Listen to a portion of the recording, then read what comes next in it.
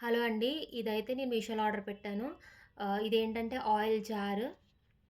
దేనికోసం పెట్టానంటే, మనం వంటలు చేసినప్పుడు, దోసలు గట్టా వేసినప్పుడు ఆయిల్ ఎక్కువ పడిపోతుంది కదా! దానికోసం. అండ్ మళ్ళీ డైట్‌లో ఉన్నప్పుడు ఆయిల్ అనేది తక్కువ తీసుకోవాలి. అలాంటప్పుడు ఇది బాగా యూజ్ అవుతుంది. ఈ జార్‌కి 2 ఆప్షన్స్ ఇచ్చాడు. స్ప్రే కింద యూజ్ చేసుకోవచ్చు. అలాగే వేసుకోవచ్చు కూడా అని.